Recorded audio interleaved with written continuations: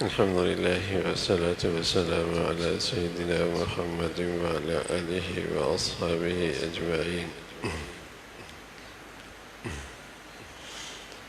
الحمد لله والصلاة والسلام على سيدنا محمد وعلى آله وأصحابه أجمعين. أما بعد،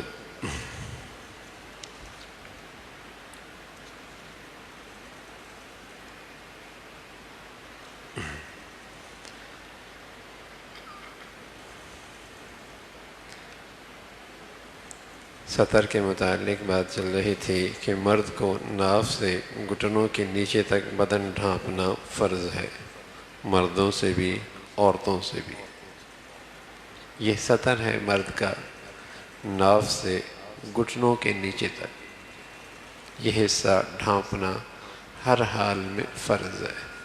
نماز میں تو فرض ہے ہی، اگر یہ حصہ یا اس حصے میں سے کوئی حصہ ظاہر ہو رہا ہو، مثلا اس کی پینٹ نیچے ہو گئی ہو اور یہ حصہ جو ناف کے نیچے کا ہے اور گھٹنوں سے اوپر کا ہے، اتنی دیر کہ جتنی دیر سبحان اللہ سبحان اللہ سبحان اللہ کہہ سکتا ہے، تو ظاہر ہے اس کی سطر کھل گئی۔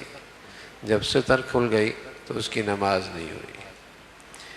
تو ناف سے لے کر جسے کہیں کہ گھٹنوں تک یہ حصہ سطر کا ہے، مرد کا، اور یہ حصہ مردوں سے بھی چھپانا ڈھانپنا فرض ہے، عورتوں سے بھی فرض ہے، سوائے اپنی بیوی کے اس سے کوئی عضو ڈھانکنا ضروری نہیں، اگرچہ بلا ضرورت بدن دکھانا ظاہر ہے اتنا اچھا نہیں ہے۔ عورت کو عورت کے روبرو بھی ناف سے گھٹنوں کے نیچے تک بدن کھولنا جائز نہیں۔ عورت کے سامنے بھی اس حصے کا کھولنے کی اجازت نہیں ہے، چاہے وہ محرم ہو چاہے کوئی بھی ہو۔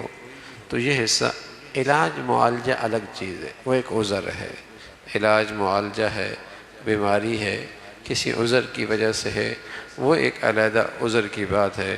عورت کو عورت کے روبرو بھی ناف سے گھٹنوں کے نیچے تک بدن کھولنا جائز نہیں۔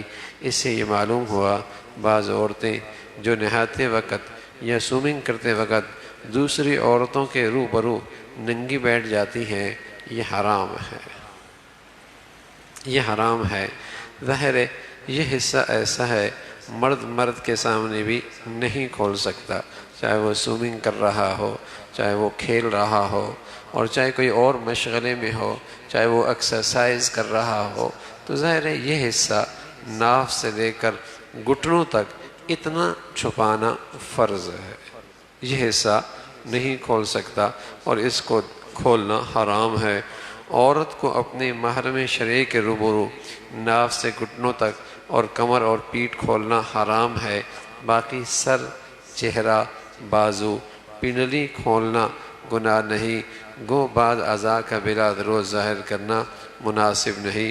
محرم شرعی وہ ہے جس سے عمر بھر کسی طرح نکاح صحیح ہونے کا احتمال نہ، وہ محرم کہلاتا ہے جس سے کبھی اس کا نکاح نہیں ہو سکتا۔ تو اس کے سامنے اگر جسے کہیں کہ سر اور چہرہ، بازو کھلی ہوئی ہیں تو گناہ نہیں ہے، اگر کھل گئے تو وہ گناہ کی بات نہیں۔ جیسے باپ بیٹا، حقیقی بھائی، باپ شریک بھائی، یہ وہ سارے رشتے ہیں جن سے نکاح ہمیشہ کے لیے حرام ہے۔ البتہ فساد زمانہ کی وجہ سے احتیاط یہی ہے کہ بعض محرموں سے بھی ان اعضاء کو چھپایا جائے۔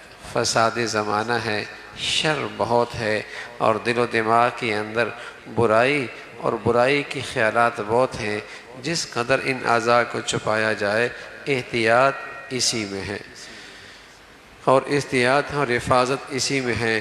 جیسے جوان سسر ہے، جوان عورت کا داماد ہے، شوہر کا بیٹا اور اس کے دوسری بیوی وغیرہ، ان سے بھی احتیاطاً ان اعضاء کو چھپانا ہے۔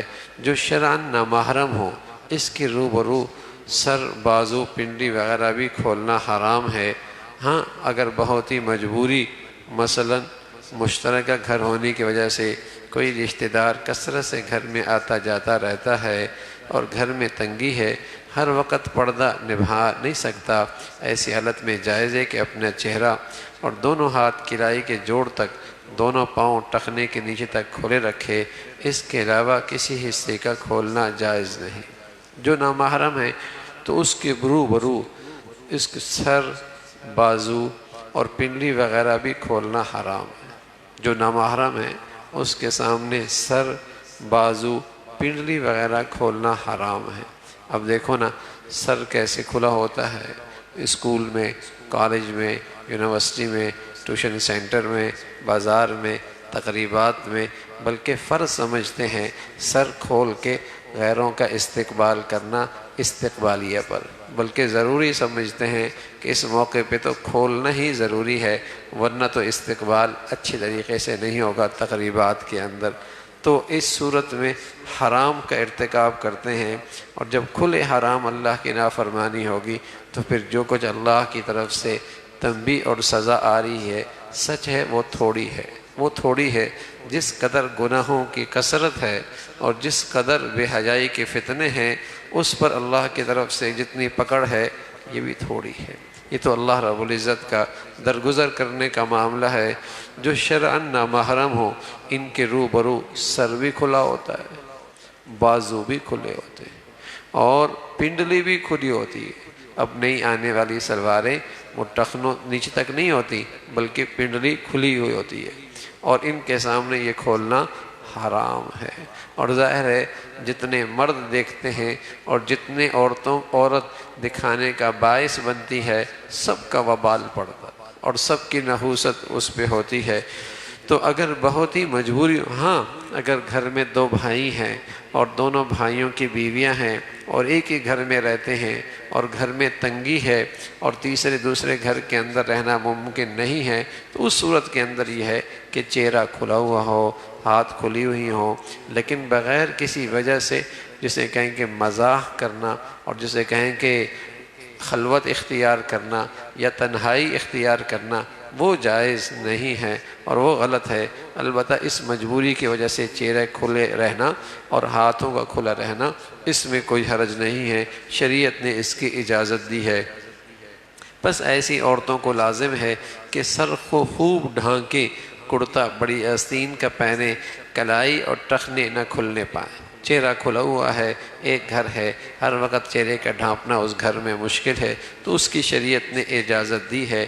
کافر عورت کے سامنے مسلمان عورت صرف چہرہ اور پونچھوں تک دونوں ہاتھ اور ٹخنوں سے نیچے تک دونوں پیر کھول سکتی ہے، اس کے علاوہ ایک بال کا کھولنا بھی درست نہیں۔ کافر عورت عیسائی ہے، معاشی کام کرنے آتی ہے، تو ظاہر ہے عورت ہے، لیکن اس عیسائی عورت کے سامنے بھی مسلمان عورت کے بال کھولنا حرام ہے۔ اب تو لگتا ایسا ہے گھروں میں دوپٹہ پہننا حرام ہو گیا ہے، سر پہ دوپٹہ رکھنا غلط ہو گیا ہے، ہاں وہ بالکل قابل قبول اور برداشت نہیں ہے۔ اس دوپٹے کو بھی اپنے لیے بوجھ سمجھتے ہیں اور پھر کہتے ہیں پتہ نہیں کچھ بندش سے ہو گئی ہے، کچھ ہو گیا ہے، ہاں سکون نہیں ہے گھر میں اور طبیعت میں چین نہیں ہے۔ جب ہر وقت نحوست ہی نحوست ہے تو کہاں سے سکون اور کہاں سے گھر کے اندر اللہ کی رحمت ہوگی؟ چار دیواری کے اندر بھی جب ایمان اور دین محفوظ نہیں تو پھر کہاں دین کی حفاظت ہوگی؟ تو کافر عورت کے سامنے بھی مسلمان عورت صرف چہرہ اور پونچھوں تک دونوں ہاتھ کھول سکتی ہے اور ٹخنوں کے نیچے تک دونوں پیر کھول سکتی ہے، اس کے علاوہ ایک بال کا کھولنا بھی درست نہیں۔ غیر مسلم عورتیں، خواہ وہ بھنگن ہو یا گھر کے کام کرنے کی خادمہ ہو یا نرس لیڈی ڈاکٹر ہو، سب کے متعلق یہی حکم ہے۔ بلا وجہ سر کے بالوں کا کھولنا ایک کافر عورت کے سامنے وہ جائز نہیں ہے۔ جس عوض کا ظاہر کرنا جائز نہیں، اس کو دیکھنا بھی حرام ہے، خواہش کو شہوت بالکل نہ ہو۔ جس عوض کا ظاہر کرنا اور نظر کرنا جائز ہے، اس میں یہ قید ہے شہوت کا اندیشہ نہ ہو۔ اگر شہوت کا ذرہ بھی ہو تو دیکھنا اس وقت حرام ہوگا۔ جس عضو کا دیکھنا حرام ہے اگر علاج کے ضرورت سے دیکھا جائے تو بالکل جائز ہے، بس یہی ہے کہ بقدر ضرورت دیکھا جائے، جتنا علاج میں ضرورت ہے اتنا ہی دیکھنے کی بھی اجازت اور اس کی شریعت نے اجازت دی ہے۔ جو شخص شرعاً نامحرم ہے، اس کا اور عورت کا تنہا جگہ پہ رہنا اور تنہا کمرے میں رہنا اور تنہا مکان میں رہنا حرام ہے۔ اسی طرح اگر تنہائی نہ ہو بلکہ دوسری عورت موجود ہو مگر وہ بھی نامحرم ہو، تب بھی مرد کا اس مکان میں ہونا جائز نہیں۔ البتہ اس عورت کا کوئی محرم یا شوہر یا اس مرد کی کوئی محرم عورت یا زوجہ بھی اس مکان میں ہو تو مضائقہ نہیں۔ تو اس انداز سے پردہ نہیں ہے اور خلوت ہے اور تنہائی ہے اور غیر محرم ہے، تو اس صورت میں ظاہر ہے یہ ساری صورتیں حرام کی ہیں۔ اگر بعض لوگ کافر مرد ڈاکٹر سے بچے جنواتے ہیں بلا مجبوری، ایسا کرنا حرام ہے۔ بعض لوگ کافر مرد ڈاکٹروں سے بچے جنواتے ہیں بلا مجبوری، ایسا کرنا حرام ہے۔ ظاہر ہے سب سے پہلی چیز تو عورت ہو، اور خدا نخواستہ عورت میسر نہیں ہے اس موقع پہ، تو پھر مسلمان ڈاکٹر جو شرم و حیا اور حلال حرام کی تمیز رکھتا ہو، اس صورت میں البتہ کوئی بھی صورت نہیں ہے اور جان کا خطرہ ہے، پھر شریعت اس کی اجازت دے سکتی ہے۔ بعض لوگ کافر مرد ڈاکٹروں سے بچے جنواتے ہیں بلا مجبوری، ایسا کرنا حرام ہے۔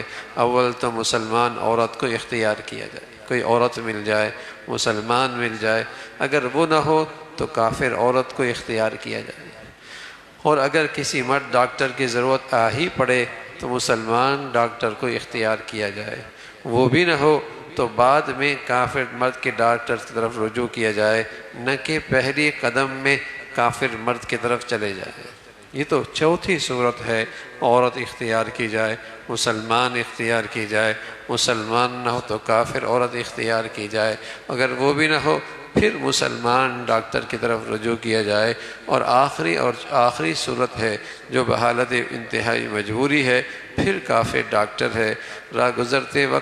راہ گزرتے نامحرم مرد عورت میں باہم ہم کنابی بلا وجہ، اس میں مذاق اور فضول باتیں ناجائز ہیں، نہ ہنسی نہ مذاق، کوئی بات کرے۔ گانے کی آواز مرد کی عورت کو یا عورت کی مرد کو سننا حرام ہے۔ اس سے معلوم ہوا کہ جو بعض جگہ عادت ہے وہ اس انداز سے یہ سب چیزیں غلط ہیں۔ مرد کا چھوٹا کھانا پینا، اگر نامحرم لباس وغیرہ دیکھ کر طبیعت میں میلان پیدا ہو تو اس کو دیکھنا بھی جائز نہیں۔ جو لڑکی نابالغ ہو مگر اس کی طرف مرد کو رغبت ہوتی ہو، اس کا حکم بالغ عورت کی طرح، اس کا حکم بھی بالغ عورت طرح ہے۔ شریعت نے یہ ساری ہدایات اس لیے دی ہیں کہ معاشرہ گندگیوں سے اور فتنوں سے محفوظ رہے، اور جب شریعت کی ہدایات کا خیال نہیں رکھا جاتا تو بتائیے آج کیسے کیسے واقعات رونما ہو رہے ہیں، اور کیسے شرمناک قسم کے واقعات پیش آتے ہیں، اور سب اس لیے ہے کہ یہ سب شریعت کی ہدایات سے اعراض ہے، اور شریعت کی ہدایات کو نظر انداز کیا جاتا ہے، اور پھر اس کی طرف نتائج میں یہ واقعات رونما ہوتے ہیں، اور جو صرف معاملہ جسے کہیں کہ حرام تک نہیں، قتل و غارت تک ہو جاتا ہے، اور پھر جسے کہیں کہ خاندانوں کے خاندان رسوا ہو جاتے ہیں۔ وجہ یہ ہے کہ ابتداءً جو شریعت نے مرد عورت کے درمیان ایک فاصلہ رکھا ہے اور ایک حجاب رکھا ہے اور ایک پردہ رکھا ہے، اس حکم کو نظر انداز کیا جاتا ہے۔ اللہ رب العزت شریعت کی ہدایات پہ عمل کرنا آسان فرمائے، ہم سب کو توفیق نصیب فرمائے۔ اللہم لک الحمد کلو ولک الشکر کلو، اللہم لک الحمد کلو ولک الشکر کلو، اللہم اعنا علی ذکرک و شکرک و حسن عبادتک، اللہم اعنا علی ذکرک و شکرک و حسن عبادتک، نستغفر اللہ و نتوب الیک، نستغفر اللہ و نتوب الیک، سبحان ربک رب العزت عما یصفون و سلام علی المرسلین، الحمد للہ۔